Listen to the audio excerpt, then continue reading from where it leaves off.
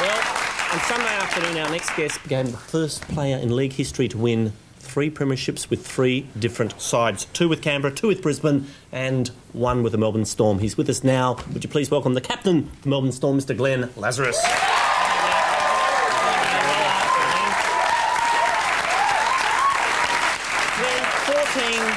14 love down at half-time. What did Coach Chris Anderson have to say? Oh, he had a bit to say, but the disappointment was the fact that we felt that our defensive line was really good. They hadn't sort of made too many breaks. They scored 2 tries from kicks, so that was the disappointment. The effort was there, but we just weren't getting the points on the board, and so we decided, look, we just can't die wondering, and the coach decided we'd go a bit wider with the footy and just throw a hand around, and that's what That's it. So when you say wide with the footy, does that mean like pass it down the backs towards the? Yeah, sort of. Because Well, in the first half, we just tried to bash and barge our way out the middle, and it just wasn't working. And we decided to go a little bit wider, a little bit out towards the sidelines. And because I don't pretend to know anything. I did play rugby union when I was a kid, and I was on the wing.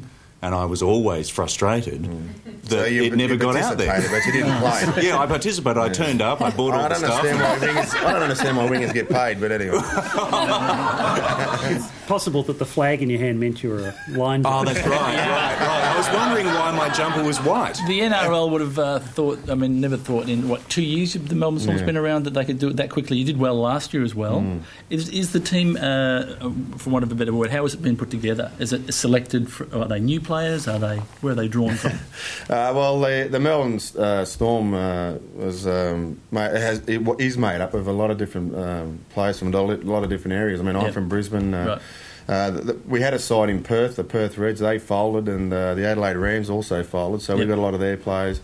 And we got players from Sydney, and sort of all over, we've come together. And I think the one thing that really helped us a lot was the fact that we knew nobody in Melbourne, and we really had to rely on each other, to lend an ear or, the shoulder to cry on at times if you were feeling a little bit depressed because you weren't at home. So we gelled together really well very early, and along with a wonderful coach and wonderful administration. It's quite interesting that we were odds on to get the wooden spoon in our first year, and I don't think the experts looked past the piece of paper that the side was written on because there were some really good players on that list, and it was proven during the last 2 years. What was the moment like when you're in 107,000 people and you're standing there waiting to see whether the video referee says it's a try? Yeah, it was quite a funny situation. I was on the other side of the field and I saw the incident, and I ran over because I could see him calling for the video ref, and I could see, in fact, when I walked over, Craig Smith was actually snoring, and that he was out to it, and all the other Storm players are going off their head, what's going on here? And I just tried to calm him down as much as possible, because once he does that, the ref on the ground has got no say in it. He's got to wait until he gets the call from up the top, and I could hear him, and they're talking, and then all of a sudden he put his finger up to his ear and he said, "What'd you say? Penalty try?" And I looked around and I knew beauty, and he started walking over to the goalpost, because I always thought that a penalty try, you got a shot from where you scored the try, and then you had another opportunity to take one right in front. But how long have you been playing rugby? I know. They changed the rules so much. What was amazing was that when the guy was collected, and he's like, I don't know, could be dead, and all of you blokes go, he's lying on the ground, and all of you guys go to the video replay, go, and then instead of calling for stretcher, you go,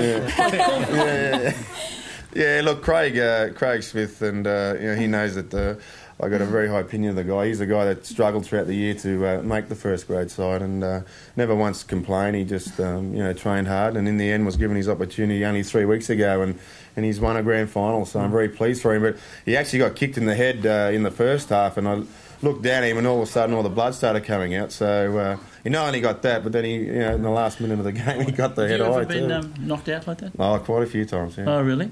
So I mean, obviously, you've got to be tough to play the game. The idea is to go in as hard as possible. Is there someone that it's hit you the hardest, or is there someone that you wouldn't say scared of, but that you respect in the? Oh, there's players within the competition and over the years that had the reputation of being able to hit you pretty hard, and you always managed to create a sidestep or whatever.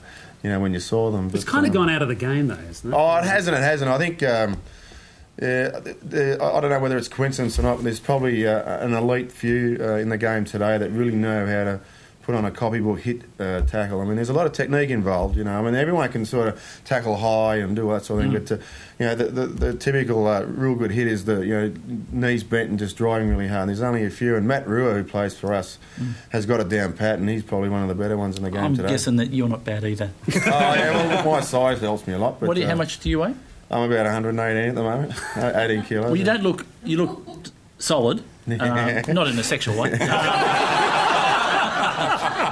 Nobody was thinking that. Nobody at all was thinking that in a sexual way, except you. Yeah, okay. Glenn, your speech was just beautiful. You mentioned the soldiers over in Timor, and of course your wife scripted, or was it off the top of your head? No, the Timor thing. I mean, I'd watched on the TV the weeks before leading up to the grand final, and just couldn't grasp how these soldiers were feeling and what they actually had to put up with while they were over there. And I just tried to, you know, sort of think about how I would react if I was told all of a sudden that I had to leave my family and go over there in fairly hostile surroundings. And I just wanted to get across that even in the moment of euphoria when we've just won a grand final, that you know, that we're thinking of them even in that moment of glory. And I just felt it had to be said, and I'm just really glad I got the opportunity. It was great. And then, of course, you know, thanking my wife, well, that's just all very true, and I just needed to... You're contractually obliged to do that anyway.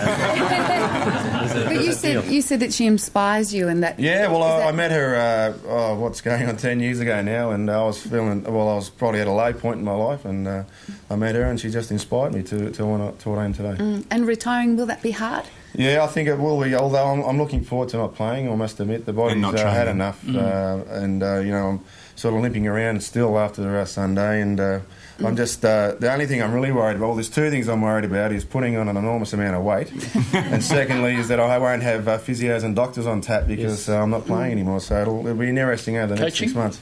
Yeah, I've been very lucky to secure a minor coaching role at the Canberra Raiders, and I'm going to go back there and I'm going to hopefully kick off a coaching career. Yeah.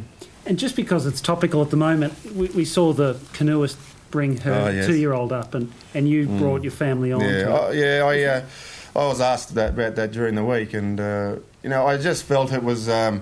it took away the gloss of what the woman had actually achieved. I mean, she'd won a silver medal in her chosen sport, and then all of a sudden all the attention was drawn to the fact that she was holding a 2-year-old child. And I don't know about you guys, but I mean, whenever I'm victorious or whether I've just been belted, the first thing I like to do is go to my family because I feel comfortable and I can console them. And you know, the fact that the poor little kid was crying for her mother, for his mother, and It just probably shows you that the family values and the emotion is slowly but surely probably going out of sport, which is a real shame. And your son has got a contract with Nike, which is good.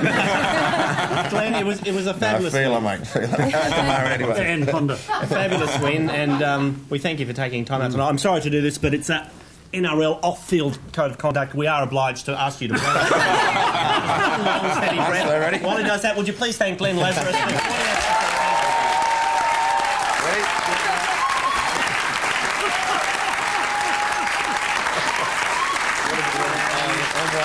You can't even drive in Darwin on that one. We'll be back with more panel right after this. Thanks, man.